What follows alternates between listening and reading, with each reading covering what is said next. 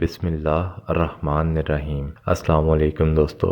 حضرت خالد بن ولید رضی اللہ تعالیٰ عنہ جن کو سیف اللہ کا لقب ملا تھا، آپ رضی اللہ تعالیٰ عنہ مکے کے ایک ایسے گھرانے میں پیدا ہوئے جو دولت، سخاوت اور فہم و فراست کے حوالے سے جانا پہچانا جاتا تھا۔ آپ کے والد ولید کا شمار مکے کے ممتاز افراد میں سے تھا۔ وہ مکہ سے طائف تک پھیلے ہوئے بے شمار باغات کے مالک تھے۔ اہل مکہ انہیں العدل اور الوحید کے القابات سے پکارتے تھے۔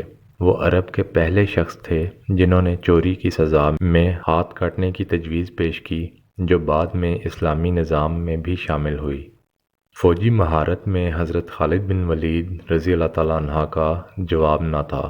یوں تو حضرت خالد بن ولید کو دولت اور مذکورہ خوبیوں کا سرمایہ ورثے میں ملا تھا۔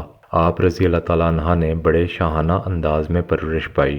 اس کے باوجود آپ رضی اللہ تعالیٰ عنہ مردانہ کھیلوں اور فنون حرب اور ضرب سیکھنے کا جنون رکھتے تھے۔ آپ رضی اللہ تعالیٰ عنہ نے گھوڑ سواری، شمشیر زنی اور تیر اندازی بچپن میں ہی سیکھ لی تھی۔ کشتی اور نیزہ بازی میں بھی آپ رضی اللہ تعالیٰ عنہ کا کوئی ثانی نہ تھا۔ لوگ آپ رضی اللہ تعالیٰ عنہ کو میدان کا جادوگر کہتے تھے۔ ان خداداد صلاحیتوں کے مالک کا نام حضرت خالد بن ولید رضی اللہ تعالیٰ عنہ تھا۔ میدان کھیل کا ہو یا جنگ کا، آپ رضی اللہ تعالیٰ عنہ اپنی ذہانت اور مہارت سے اسے اپنے حق میں پلٹنے کے ماہر تھے۔ حضرت خالد بن ولید رضی اللہ تعالیٰ عنہ نے کشتی میں مکہ کے بڑے نامور پہلوانوں کو پچھاڑا۔ ایک بار مکہ میں کشتی کا مقابلہ ہو رہا تھا۔ حضرت عمر فاروق رضی اللہ تعالیٰ عنہ جن کا شمار شہر کے نامور کشتی لڑنے والوں میں ہوتا تھا، آپ رضی اللہ تعالیٰ عنہ کے مقابل تھے۔ دونوں ایک دوسرے کو پچھاڑنے کی بھرپور کوشش کر رہے تھے۔ مقابلہ کافی دیر جاری رہا، پر فیصلہ نہیں ہو پا رہا تھا کہ اچانک حضرت خالد بن ولید رضی اللہ تعالیٰ عنہ کا داؤ چل گیا اور انہوں نے اپنے ماموزاد حضرت عمر فاروق رضی اللہ تعالیٰ عنہ کو اٹھا کر پٹخا، جس سے حضرت عمر فاروق رضی اللہ تعالیٰ عنہ کی پنڈلی کی ہڈی ٹوٹ گئی اور میدان حضرت خالد بن ولید رضی اللہ تعالیٰ عنہ کے ہاتھ رہا۔ اسلام قبول کرنے سے پہلے حضرت خالد بن ولید رضی اللہ تعالیٰ عنہ اسلام کے سخت مخالف تھے۔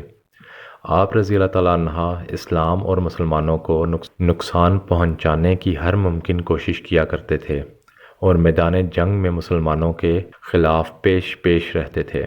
جنگ احد میں فتح یاب مسلمانوں کو شدید نقصان پہنچانے والے حضرت خالد بن ولید رضی اللہ تعالیٰ عنہ ہی تھے۔ ذہانت، حاضر دماغی حالات کا تجزیہ کرنے اور جنگی حکمت عملی میں آپ رضی اللہ تعالیٰ عنہ کو کمال حاصل تھا۔ ذہانت، معاملہ فہمی اور جنگی سوجھ بوجھ نے حضرت خالد بن ولید رضی اللہ تعالیٰ عنہ کو کچھ عرصے سے عجیب ذہنی کشمکش میں مبتلا کر رکھا تھا۔ یہ سن 628 کا موسم بہار تھا۔ پودوں پر کلیاں پھول بن کر کھل رہی تھیں، بازاروں میں رونق بڑھ رہی تھی۔ حج کا زمانہ قریب تھا، اس لیے عارضی دکانوں اور ٹھیلوں نے شہر میں چہل پہل بڑھا دی تھی۔ لیکن عجیب بات یہ تھی کہ حضرت خالد بن ولید کچھ اداس اور کھوئے سے تھے۔ وہ شہر میں منعقد ہونے والی جسمانی اور جنگی کھیل تماشوں کے مقابلوں سے بالکل لا تعلق تھے، جن میں وہ ہمیشہ بڑھ چڑھ کر حصہ لیتے تھے۔ ان کی سوچ کا محور اسلام کی ہر روز بڑھتی ہوئی طاقت تھی۔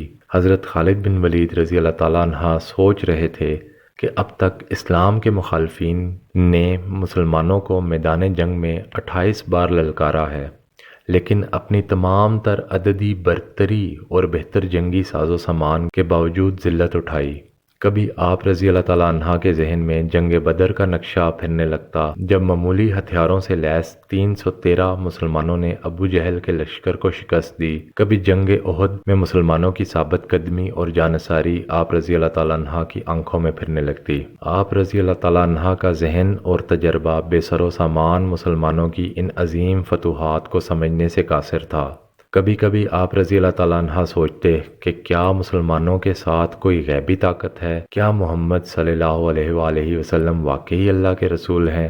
اسی کشمکش میں کئی ماہ گزر گئے۔ تو دوستو، اس عظیم سپہ سالار کے واقعے کی ایپیسوڈ 1 کا اختتام یہاں پر ہوتا ہے، اس امید کے ساتھ کہ آپ کو آج کی ایپیسوڈ پسند آئی ہوگی۔ اللہ حافظ۔